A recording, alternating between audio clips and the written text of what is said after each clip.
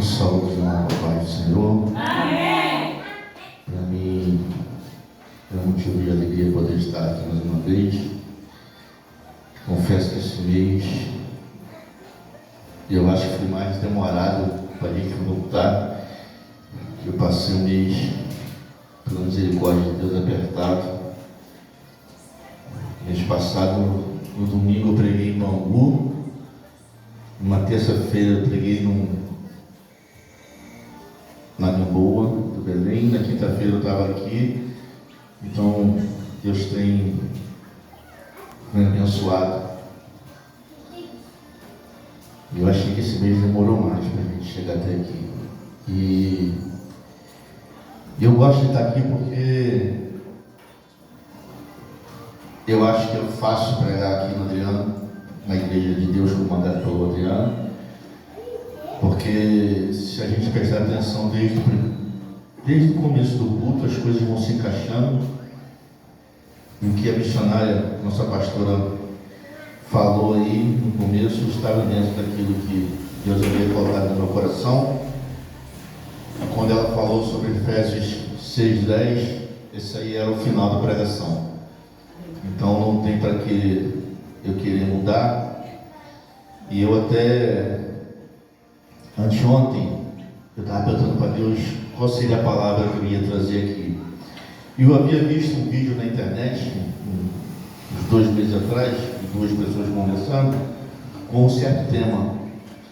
E eu gostei do que foi falado. E aí, quando foi ontem, Deus me mandou ler aquilo que eu tinha visto naquele vídeo, daquelas 2 pessoas conversando. E aí eu montei uma pregação a respeito daquilo. Claro, com palavras diferentes, porque a casa de Deus, a obra dele é por ele, ele que sabe, ele que faz.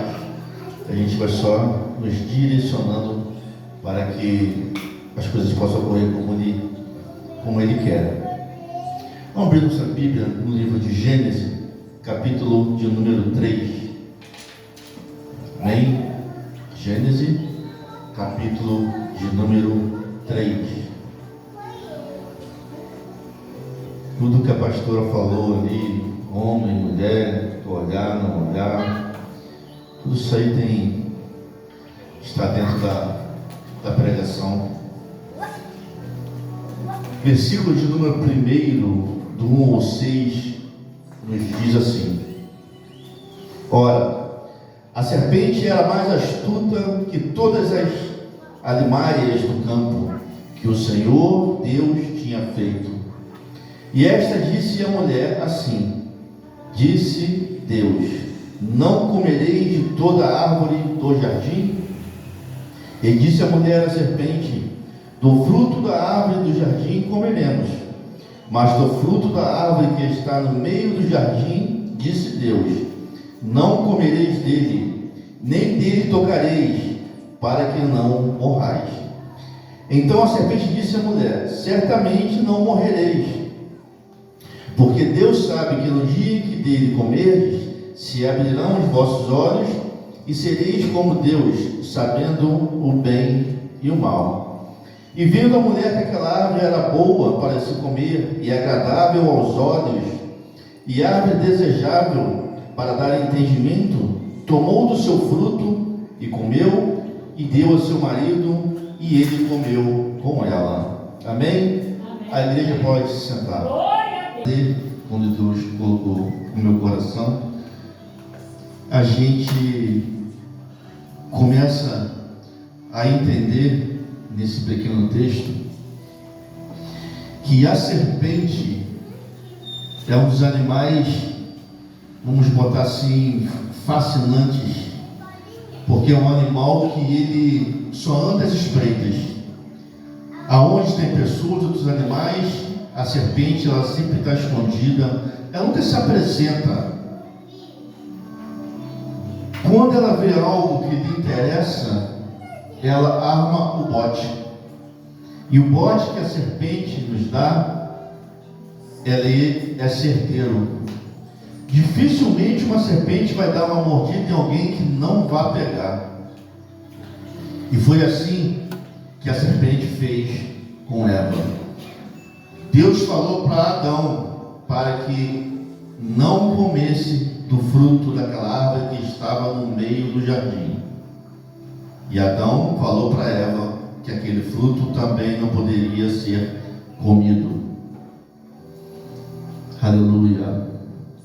A serpente, vendo Eva, vamos colocar assim, passar para lá e para cá, observando aquele fruto, desejando aquele fruto, aleluia, a serpente começou a planejar algo para que Eva comesse daquele fruto.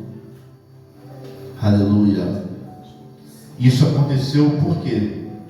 Porque Eva, ela desejou, Eva deu espaço para a legalidade acontecer. Foi falado que não poderia comer ou tocar naquele fruto, mas a curiosidade de Eva chamou a atenção daquela serpente, e a serpente viu em Eva a oportunidade de fazer ela desobedecer a Deus. Aleluia. A serpente conversa com Eva, fala para ela que ela não vai morrer, fala para ela que ela pode comer, tem uma conversa boa, aleluia. E Eva bota a mão no fruto, come e nada acontece. E o que ela faz? Pega aquele fruto e leva para o seu marido, leva para Adão. E após Adão comer do fruto, aí sim acontece aquilo que Deus havia falado. O que nós temos que entender com esse pequeno texto que foi lido aqui? Que o inimigo de nossas almas, ele não vai te oferecer algo ruim. O inimigo de nossas almas, ele não vai te oferecer algo azedo, estragado. Ele não vai te oferecer algo que não seja de um paladar bom. Ele não vai te oferecer algo que não satisfaça a tua alma, a tua carne. O inimigo de nossas almas, ele tem 24 horas por dia para nos vigiar. 24 horas por dia ele está nos observando. Aí você fala, irmão Lauro, eu sou de jejum, eu sou de oração, eu sou de consagração, eu sou de monte. O diabo não está me observando. A própria Bíblia nos diz que ele está ao nosso derredor, pronto para nos dar um bote. Ele fica olhando para nós para saber os nossos erros. Ele fica olhando para nós para poder conhecer cada defeito de cada pessoa. Aleluia. Oh, glória. Eu pergunto para os irmãos e digo: quando Jesus foi batizado, o próprio Espírito Santo levou Jesus ao deserto para que fosse tentado pelo diabo. Aleluia. Quando Deus estava reunido com os anjos no céu, quem chega na presença, aleluia, Satanás chega para falar de Jó. E eu digo para os irmãos: se o diabo vai na presença de Deus, se o diabo foi tentar Jesus, quem somos nós para dizer que ele não vai vir fazer isso conosco?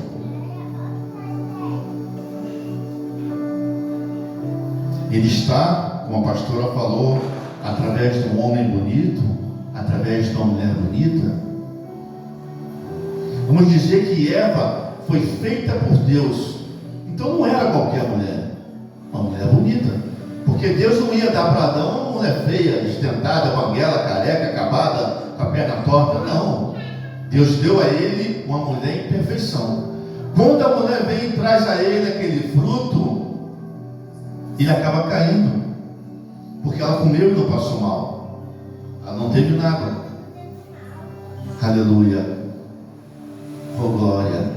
Deus poderoso. E assim, ao longo de todo o processo da criação do Éden até hoje, aconteceram e acontecem coisas que vêm até a gente que tentam nos separar de Deus.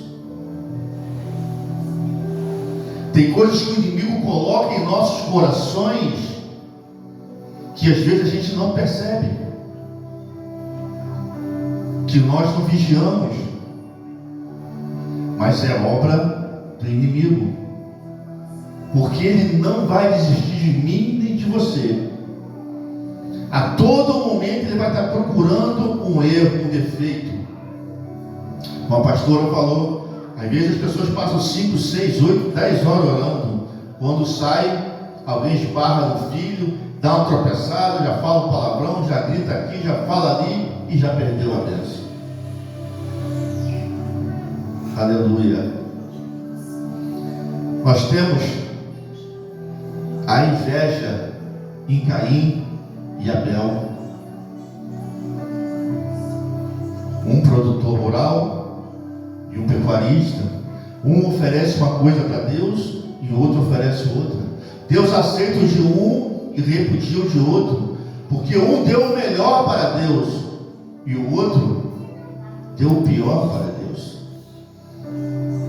E a inveja entrou no coração e Caim acabou matando seu irmão Abel. Falta de quê? Vigilância. E quando o diabo olha de longe e vê a inveja que Caim teve de Abel, ele usa aquele pequeno trechozinho para fazer o primeiro assassinato da Bíblia. Oh, glória. Aleluia. Seguindo a história, nós temos no livro de Josué, capítulo 7, versículo 1 em diante, que nos fala sobre o roubo de Acã.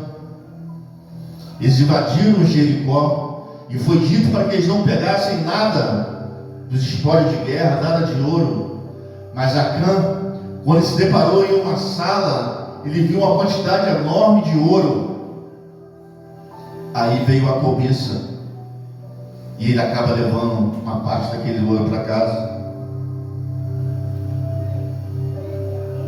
Meus irmãos, a cobiça de Acã fez vários hebreus morrerem. A ganância dele por dinheiro e por ouro fez várias pessoas morrerem. O inimigo de nossas almas sabia que Acã era guloso. O inimigo de nossas almas sabia que Acã gostava de dinheiro. E o que ele faz? Coloca ele diante de uma sala cheia de ouro. Aleluia. Oh, glória. Nós temos o livro de 2 Reis, capítulo 5, do 20 em diante, que nos fala sobre Geazi, servo de Eliseu, a qual Naamã vem para ser curado de uma lepra. E Naamã traz para Eliseu uma certa quantidade de ouro e de roupas, mas Eliseu não quer. Eliseu não quis. Eliseu queria fazer a obra. E Deus mandou ele só falar aquilo para Naamã, para dar 7 mergulhos no rio. Deus não mandou ele pegar nada, Deus não mandou ele fazer mais nada. Mas aí a cobiça de Geazi em cima daquele material fez ele pegar uma lepra. Aleluia. Deus poder, glória, Espírito Santo. O olhar daquele homem deixou ele leproso. O inimigo sabia que ele não ia resistir. O inimigo, ele toca no ponto fraco. Ele conhece os seus erros, os seus defeitos, as suas qualidades como as minhas também, ao longo da sua vida. Aleluia. Ele sabe aonde nos toca. Quando a irmã falou que perturbaram ela e que ela em outros tempos faria outra coisa, comigo já aconteceu várias vezes situações que hoje eu entrego na mão de Deus. Eu não discuto, eu não bato boca, eu não falo nada, deixo para lá. As pessoas falam, você é bobo por ser isso. Não, está na mão de Deus e acabou. Isso não é bobo não, isso é o Espírito Santo que vai trabalhando em cima de você. É Ele que vai te orientando, vai te coordenando. Eu sempre falo que antigamente os desenhos tinham o diabinho, né? O diabinho, o santinho, e realmente o santinho é o Espírito Santo que fica tentando convencer da justiça, convencer você do que é o errado, do pecado, e o diabinho fica te dando as coisas mais fáceis, o caminho mais fácil.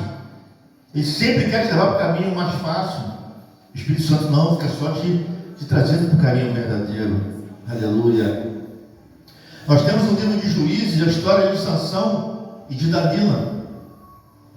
Sansão foi separado como nazareu. Ele era um homem que ia ser juiz, tinha uma certa força, Deus tinha dado a ele, falou que ele não podia cortar o cabelo. Aleluia. Mas Sansão cresce, conhece as mulheres, e aí foi dito a ele que ele não poderia se misturar com outras mulheres. Mas o que o inimigo faz?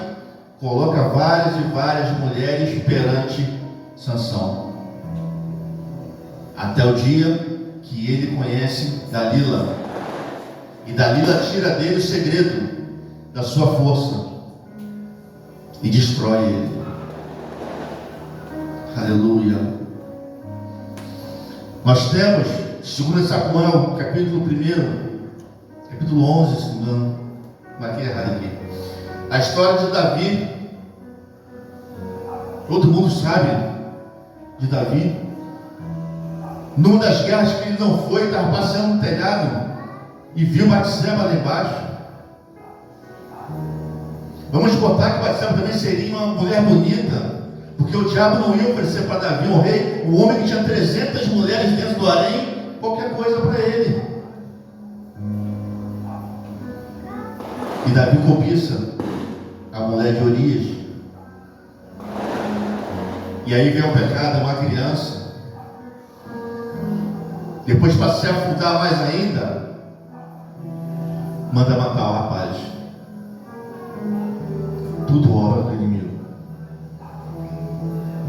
Mas Deus conhece o coração de cada um. Ele reconhece que ele errou.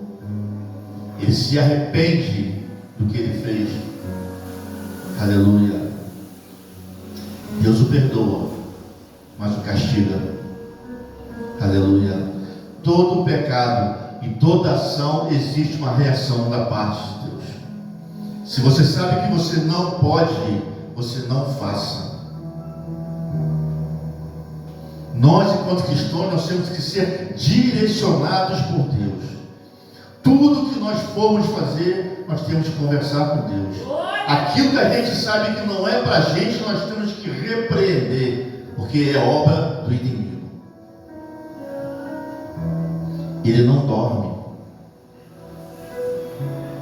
Aleluia. O inimigo, ele não dorme.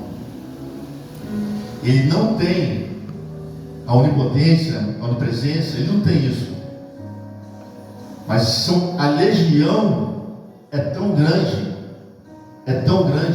que quando um cansa de você, ele vai embora e manda outro ficar no teu lugar. Quando a gente estava aí nas outras religiões aí, certa vez a gente estava e falava assim: eu vou correr a minha gira.